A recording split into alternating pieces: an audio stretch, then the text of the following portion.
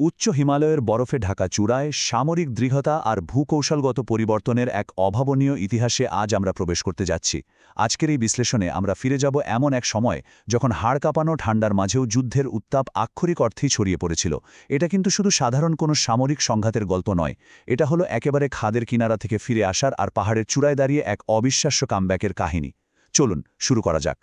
আচ্ছা ভাবুন তো একবার, কিভাবে একটা সেনাবাহিনী একটা ভয়ঙ্কর পরাজয়ের মাত্র ৫ বছর পর নিজেদের হারানো আত্মবিশ্বাস পুরোপুরি ফিরে পায়। ১৯৬২ সালের চীন-ভারত যুদ্ধের স্মৃতি তখনও এক গভীর দগদগে ক্ষত। পুরো সামরিক প্রতিষ্ঠান তখন এক ধরনের মানসিক ট্রমায় ভুগছিল, চারদিকে শুধুই হতাশা। কিন্তু ১৯৬৭ সালের এই ঘটনাপ্রবাহ ছিল সেই অন্ধকার থেকে আলোতে ফিরে আসার এক বিশাল কামব্যাক স্টোরি। কিভাবে এই অসম্ভবকে সম্ভব করা হয়েছিল সেটাই আজ আমরা খতিয়ে দেখব। ঠিক আছে, চলুন প্রথমেই ম্যাপের এই জায়গাটা একটু ভালো করে বুঝে নিই। শিলিগুড়ি করিডোর, যেটাকে সামরিক ভাষায় বলা হয় চিকেনস নেক, ভূগোলের দিক থেকে এটা প্রচণ্ড স্পর্শকাতর একটা জায়গা। উত্তর পূর্ব ভারতের রাজ্যগুলোর সাথে মূল ভূখণ্ডকে যুক্ত করেছে এই সরু পথটা। এখন হিমালয়ের উঁচু পাহাড়ি পাঁচগুলো, বিশেষ করে চুম্বি উপত্যকার নিয়ন্ত্রণ হারানো মানেই হলো এই চিকেনস নেক সরাসরি শত্রুর নিশানায় চলে আসা। তাই বুঝতে পারছেন নিশ্চয়ই, এই পাসগুলোর নিয়ন্ত্রণ ধরে রাখাটা আক্ষরিক অর্থেই জাতীয় অস্তিত্ব রক্ষার একটা লড়াই ছিল। ১৯৬২ সালের পরাজয়ের পর থেকেই কিন্তু সীমান্তে উত্তেজনা ক্রমশ বাড়ছিল। তবে সবচেয়ে কৌতূহলোদ্দীপক বিষয়টা ঘটে ১৯৬৫ সালে, যখন ভারত আর পাকিস্তানের মধ্যে পুরোদমে যুদ্ধ চলছে। ঠিক সেই সুযোগে চীন ভারতকে একটা চরমপত্র বা আল্টিমেটাম দিয়ে বসে। তারা পরিষ্কার জানিয়ে দেয়, সিকিম সীমান্তের মূল সামরিক ফাঁড়িগুলো থেকে ভারতকে সরে যেতে হবে। এর পেছনের আসল উদ্দেশ্যটা কী ছিল? উদ্দেশ্য ছিল ভারতীয় সামরিক বাহিনীর মনোযোগ আর রসদকে বিভক্ত করে তাদেরকে চরম চাপের মুখে ফেলে দেওয়া। ঠিক সেই চরম উত্তেজনার মুহূর্তে দুটি আলাদা ডিভিশন সম্পূর্ণ ভিন্ন দুটো পথ বেছে নেয়। একদিকে ছিল 27 মাউন্টেন ডিভিশন। তারা উচ্চ পর্যায়ের আদেশের প্রেক্ষিতে জেলেপলা পাস ছেড়ে দেয়।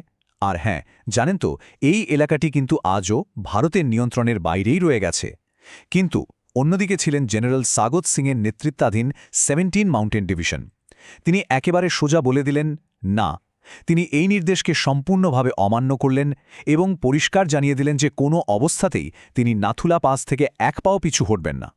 জেনারেল স্বাগত সিংয়ের এই কৌশলগত অবাধ্যতা বা স্ট্র্যাটেজিক ডিফায়েন্সই ছিল ইতিহাসের অন্যতম বড় একটা টার্নিং পয়েন্ট। তিনি খুব পরিষ্কার বুঝতে পেরেছিলেন যে ১৪,২০০ ফুট উচ্চতার নাথুলা পাসটা মূলত পর্বতমালার একটা ন্যাচারাল ওয়াটারশেড বা প্রাকৃতিক সীমানার ওপর অবস্থিত।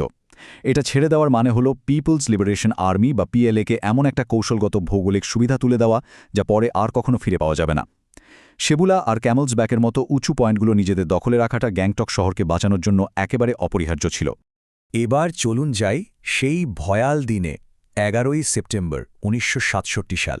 রুটিন মাফিক একটা সীমানা নির্ধারণের কাজ কত দ্রুত যে একটা রক্তক্ষয়ী সংঘাতের রূপ নিতে পারে তা ওই দিনটা না দেখলে বিশ্বাস করা কঠিন। ভারতীয় সৈন্যরা যখন সীমানা স্পষ্ট করার জন্য কাঁটাতারের বেড়া দিচ্ছিল, তখন হঠাৎ একজন চীনা পলিটিক্যাল কমিশনার এসে বাধা দিয়ে বসেন। প্রথমে শুরু হয় তীব্র তর্ক, তারপর হাতাহাতি, আর এরপর কেউ কিছু বুঝে ওঠার আগেই সম্পূর্ণ বিনা উস্কানিতে চীনা বাহিনী তাদের মিডিয়াম মেশিনগান থেকে প্রাণঘাতী গুলিবর্ষণ শুরু করে দেয়। কিন্তু যুদ্ধের ময়দানে অসীম বীরত্বের এক অমর গাথা তৈরি হয়েছিল ঠিক সেই মুহূর্তেই। প্রথম ধাক্কাতেই কমান্ডিং অফিসার মাটিতে লুটিয়ে পড়ার পর মেজর হরভজন সিং আর ক্যাপ্টেন পৃথ্বী সিং ডাগার দারুণ দক্ষতায় সৈন্যদের একত্রিত করেন। তারা নিজেদের জীবনের তোয়াক্কা না করে খোলা ময়দানে ওই মেশিনগানের বৃষ্টির মধ্যেই সরাসরি শত্রুর ওপর ঝাঁপিয়ে পড়েন। মেজর হরভজন সিং বীরত্বের সাথে লড়াই করে শহীদ হওয়ার আগে শুধু নিজের বেয়নেট দিয়ে ৩ জন শত্রু সৈন্যকে ঘায়েল করেছিলেন। এটা আসলেই গায়ে কাঁটা দেওয়ার মতো একটা ব্যাপার। এদিকে জেনারেল স্বাগত সিংয়ের ওই উঁচু স্থান দখলে রাখার যে দূরদর্শিতা, সেটা এই পর্যায়ে এসে একদম ম্যাজিকের মতো কাজ করল। পরিস্থিতি হাতের বাইরে চলে যাচ্ছে দেখে তিনি সাথে সাথে মিডিয়াম আর্টিলারি দিয়ে পাল্টা হামলার নির্দেশ দেন। ভারতীয় অবজারভেশন পোস্টগুলো উঁচুতে থাকায় সেখান থেকে চুম্বি উপত্যকার অনেক ভেতরে থাকা চীনা অবস্থানগুলোর ওপর একদম নিখুঁত নিশানা দেওয়া সম্ভব হয়েছিল। এই তীব্র গোলাবর্ষণের ফলে চীনা বাংকারগুলো আক্ষরিক অর্থেই ধূলিসাৎ হয়ে যায়। তো আসুন এবার একটু সামনের দিকে এগোই আর দেখি ঘটনাটা কিভাবে মোড় নিচ্ছে। নাথুলার ঘটনার ঠিক কয়েক সপ্তাহ পর ১ অক্টোবর ১৫,৪৫০ ফুট উচ্চতায় অবস্থিত চোলা পাসে শুরু হয় আরেকটা নতুন সংঘাত। আর সবচেয়ে অবিশ্বাস্য ব্যাপার কি জানেন? এত উঁচুতে এই ভয়ানক লড়াইয়ের সূত্রপাত ঘটেছিল সীমানায় পড়ে থাকা সামান্য একটা পাথরখণ্ডকে কেন্দ্র করে। হ্যাঁ, একটা মাত্র পাথর, যার মালিকানা নিয়ে দুই পক্ষই দাবি জানাচ্ছিল। সামান্য একটা কথা কাটাকাটি থেকে পরিস্থিতি নিমিষেই একেবারে হাতাহাতি যুদ্ধে রূপ নেয়। নায়েব সুবেদার জ্ঞান বাহাদুর লিম্বুকে বেয়নের দিয়ে আঘাত করার সাথে সাথেই 7-11 গোর্খা রাইফেলসের জওয়ানরা তীব্র পাল্টা আক্রমণ শুরু করেন। ল্যান্সনায় কৃষ্ণ বাহাদুর তো 3টি গুলি খাওয়ার পরও দমে যাননি। তিনি তার ওই রক্তাক্ত আর আহত শরীর নিয়েই সৈন্যদের সামনের দিকে এগিয়ে নিয়ে যান। এটা ছিল একেবারে কমিক বইয়ের অ্যাকশন দৃশ্যের মতো এক অভাবনীয় সম্মুখ সমরের দৃশ্য। জয় মা কালী, আয়ো গোর্খালি। ভাবুন তো, এই রণধ্বনি সেদিন পাহাড়ের পড়তে পড়তে কিভাবে প্রতিধ্বনিত হয়েছিল।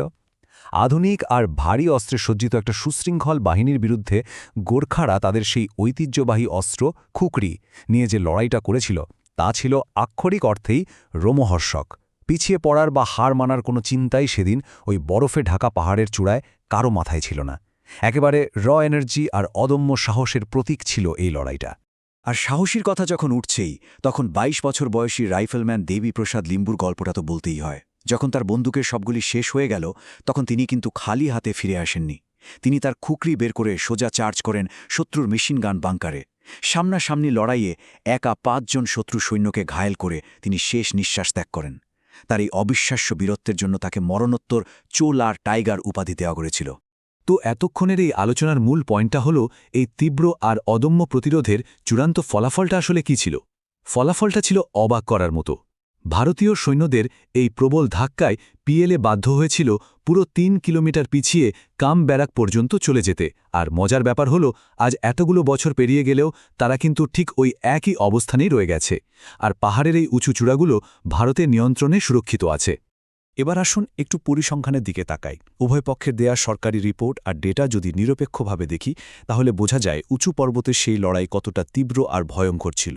এই সংখ্যাগুলো আমাদের পরিষ্কারভাবে মনে করিয়ে দেয় যে এত উঁচুতে, এত প্রতিকূল পরিবেশের যুদ্ধের ভয়াবহতা কত বিশাল হতে পারে।